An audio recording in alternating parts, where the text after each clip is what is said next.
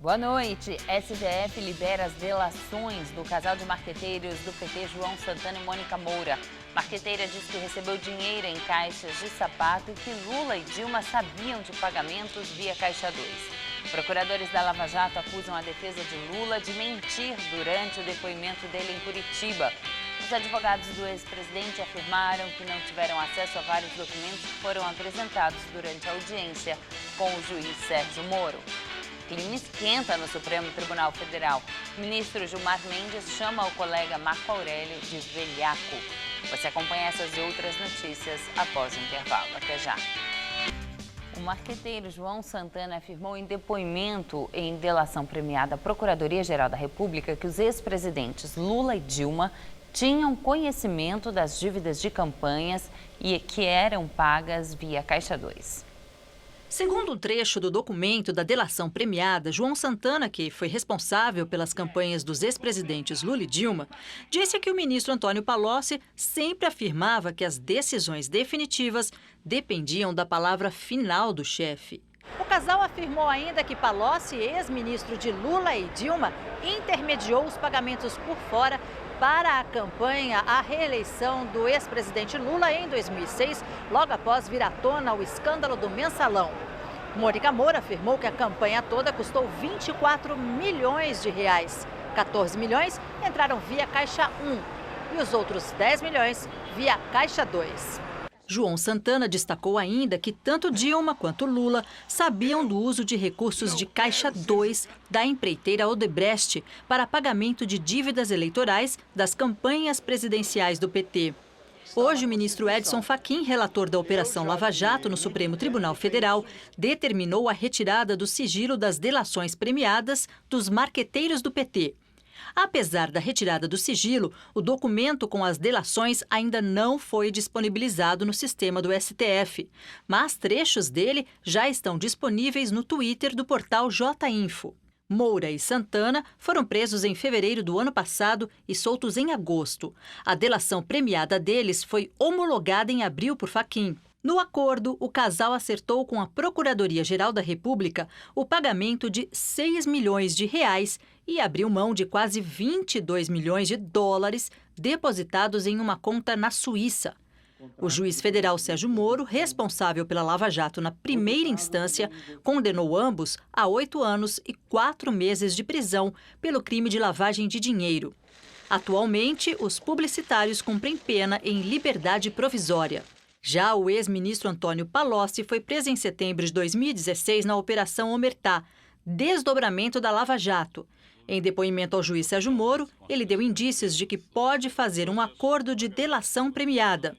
No processo em que é réu, Palocci é apontado como personagem italiano, que consta na planilha de propinas da empreiteira Odebrecht.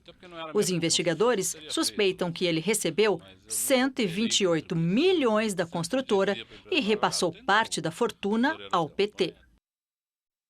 Na delação liberada hoje pelo Supremo Tribunal Federal, a mulher de João Santana, Mônica Moura, confirmou aos procuradores federais que o marqueteiro foi alertado pela ex-presidente Dilma sobre a prisão do casal pela Lava Jato. Segundo Mônica Moura, 2 e-mails falsos foram criados para que João Santana, Dilma e ela pudessem se comunicar.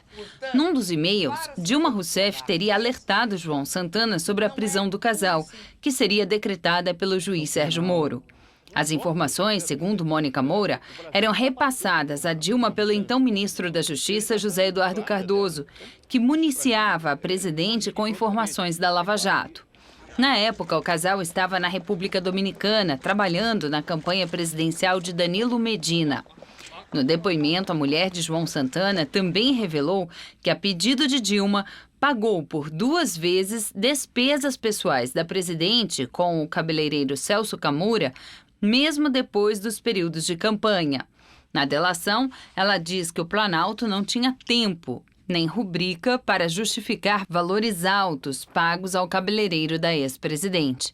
Os pagamentos, no valor total de R$40 mil, foram feitos em espécie direto a Camura.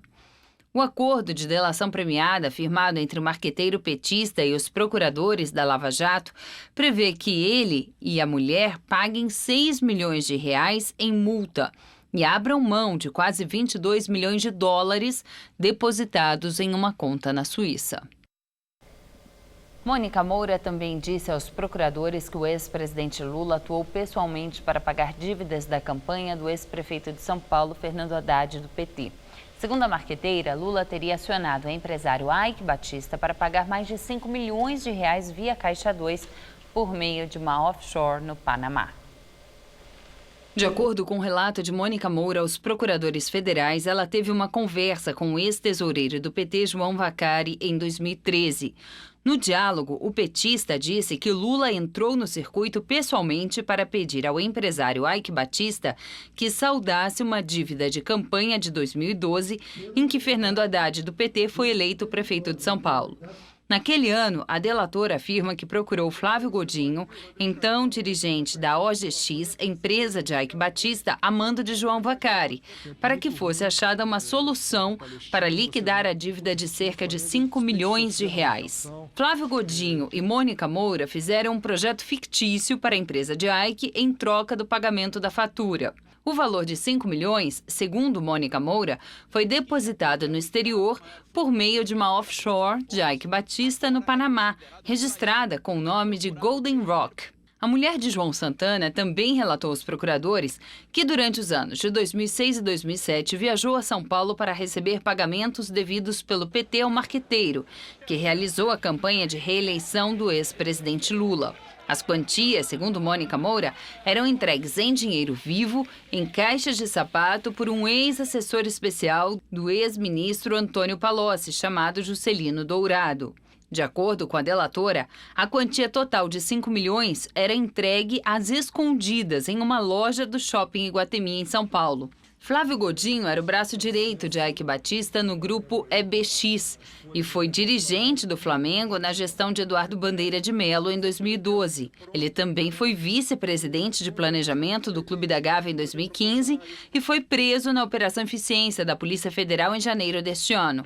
O ex-Cartola foi acusado pela Polícia Federal de ser o operador de Eike Batista nos repasses de dinheiro ao ex-governador do Rio, Sérgio Cabral. Godinho foi solto no último dia 7 de abril, graças a um habeas corpus concedido pelo ministro do STF, Gilmar Mendes. Na delação, Mônica Moura também revelou que a empresa dela e do marido recebeu 11 milhões de dólares das mãos do atual presidente da Venezuela, Nicolás Maduro, para cuidar da parte de internet da campanha à reeleição de Hugo Chávez em 2012. A participação da empresa de Santana na campanha de Chávez foi costurada pelos ex-ministros José Dirceu e Franklin Martins, que foi chefe da Secretaria de Comunicação Social do governo Lula e conselheiro de Dilma Rousseff nas campanhas de 2010 e 2014. Segundo a mulher de João Santana, Franklin Martins foi contratado diretamente pelo partido de Chávez para apoiar a campanha do ex-presidente venezuelano, mas ela era responsável por intermediar a entrega do dinheiro ao ex-ministro de Lula.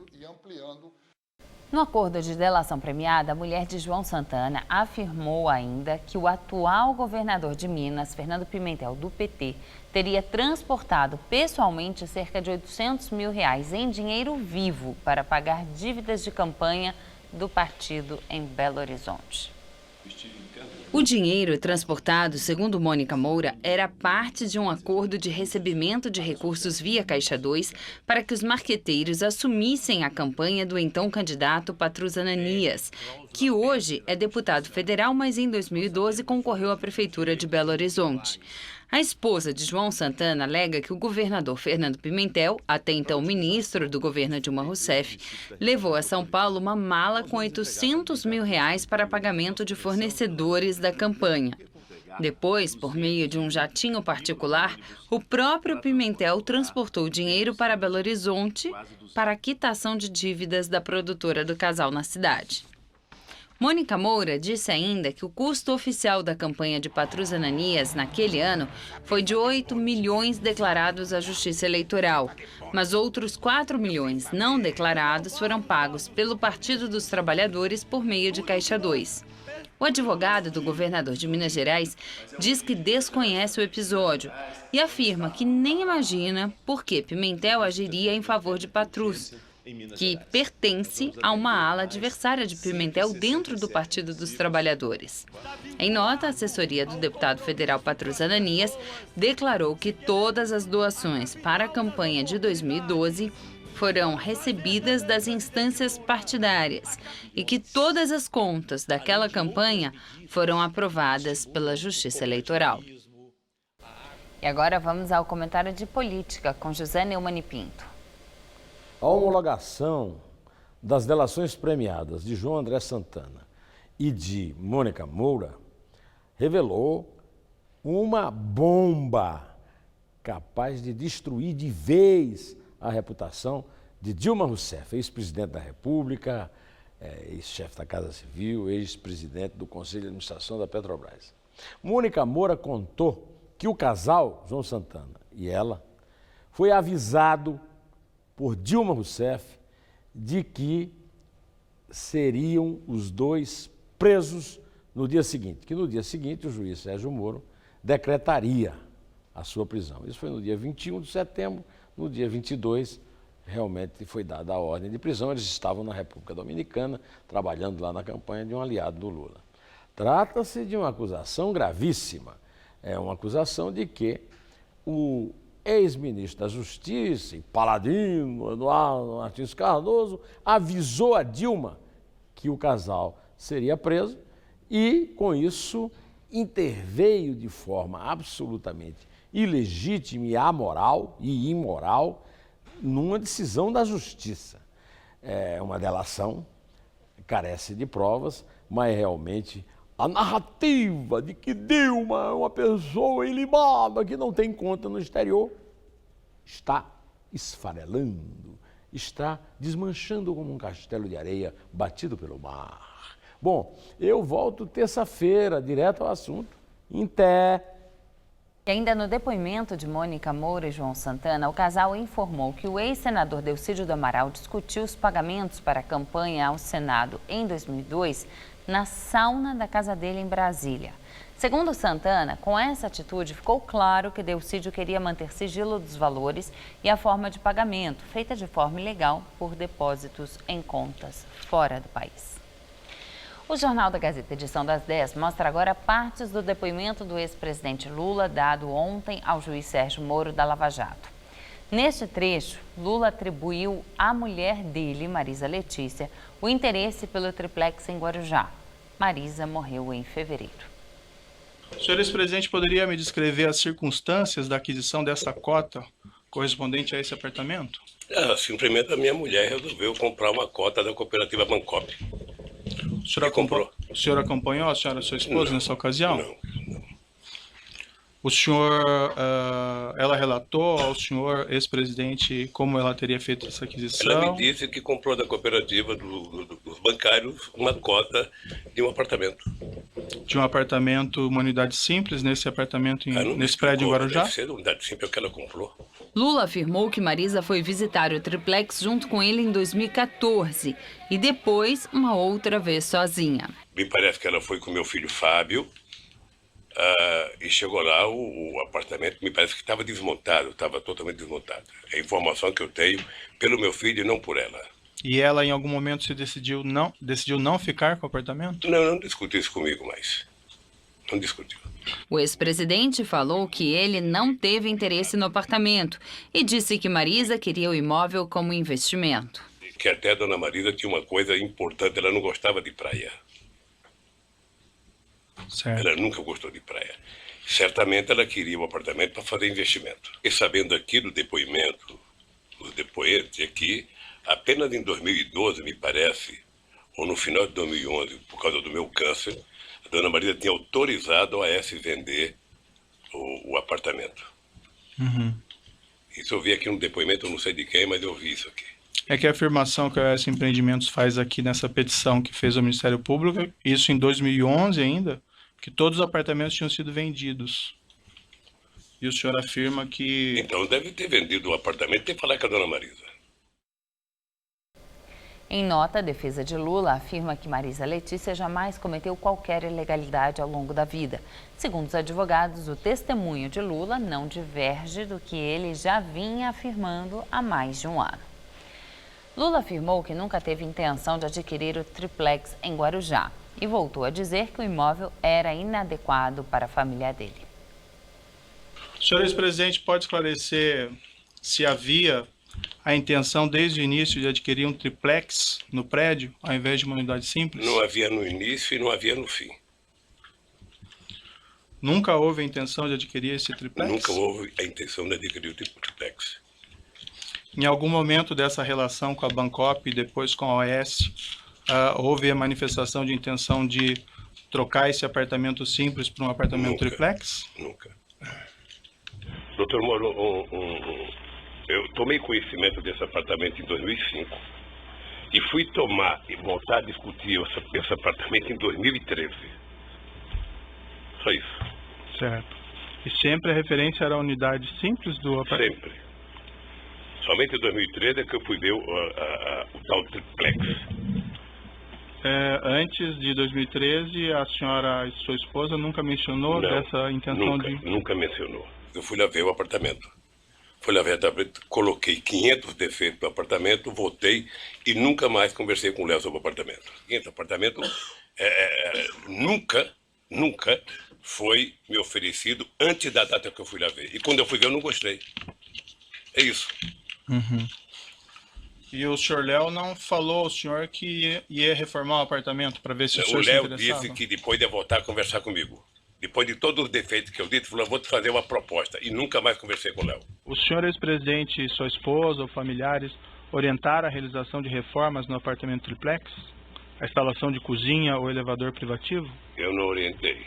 O que eu sei é que no dia que eu fui, houve muitos defeitos mostrados no prédio. No dia que eu fui ver, eu me dei conta de que não era possível que eu tivesse um apartamento na Praia das Astúrias, sabe, naquele local. Eu não teria como visitar a praia. Segundo, o apartamento era muito pequeno para uma família de 5 filhos, 8 netos. Certo. E agora uma bisneta. Procuradores da Lava Jato acusam a defesa do ex-presidente Lula de mentir durante o depoimento dele em Curitiba. Ontem, os advogados de Lula afirmaram que não tiveram acesso a vários documentos que foram apresentados durante a audiência com o juiz Sérgio Moro e membros do Ministério Público Federal. Os advogados do ex-presidente afirmaram ontem em entrevista coletiva que foi utilizada uma ata de uma reunião da Petrobras que a defesa não teve acesso. Mas, de acordo com os procuradores, o documento é público desde o dia 14 de setembro de 2016. Segundo o procurador Carlos Fernando dos Santos Lima, todos os documentos que embasam a acusação, inclusive mostrados na audiência, constam nos autos. O documento está na ação contra Lula, no caso em que é investigado pelo recebimento de propinas no valor de R$3.700.000 da OAS. Para os procuradores, o triplex no condomínio Solares no Guarujá pertenceria ao ex-presidente e teria sido um dos presentes da empreiteira a Lula. Hoje, o procurador Carlos Fernando dos Santos Lima também criticou o ex-presidente Luiz Inácio Lula da Silva por ter atribuído à sua esposa Marisa Letícia, que faleceu em fevereiro, a intenção de adquirir o apartamento triplex no Guarujá. Para Carlos Fernando, o depoimento de Lula não tem consistência e, se tratando da ex-primeira-dama, é um tanto triste de se ver. Os advogados de Lula afirmaram que, enquanto o Ministério Público Federal, Polícia Federal e assistente de acusação têm acesso a todo e qualquer material da Petrobras para usar na ação, isso é negado aos advogados do ex-presidente. O texto assinado por Cristiano Zanin e Valesca Teixeira Martins afirma que a nota divulgada pela Força Tarefa da Lava Jato é um factoide.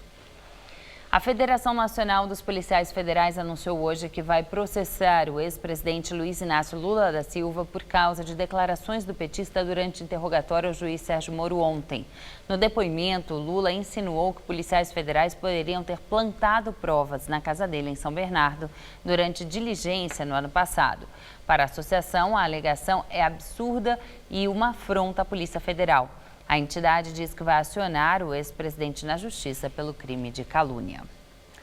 Como previsto, o dia de hoje foi de muita nebulosidade e chuva até potencializou a sensação de frio em São Paulo. Nesse momento, os termômetros marcam 16 graus. Será que o tempo muda amanhã? Vamos à previsão com Mariana Armentano.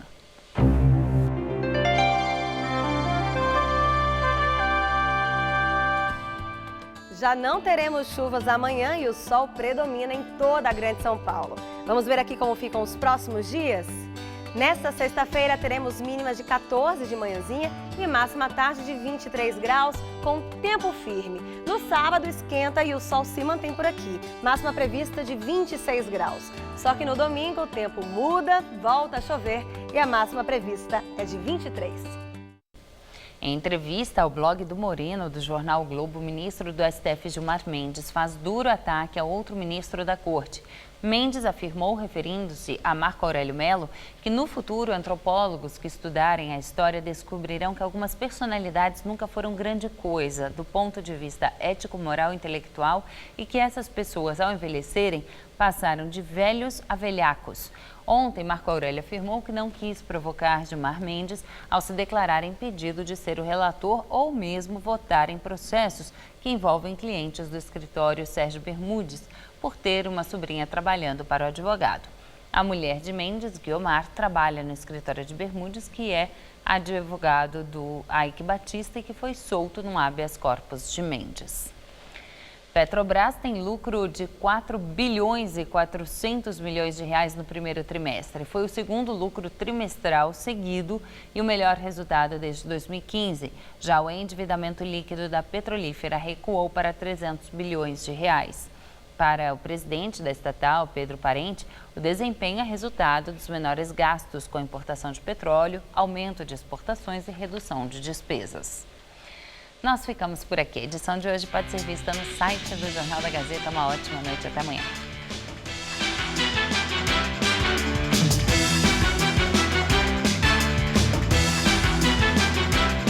Participe da prova ciclística 9 de julho. Inscrições abertas no site gazetaesportiva.com/prova 9 de julho.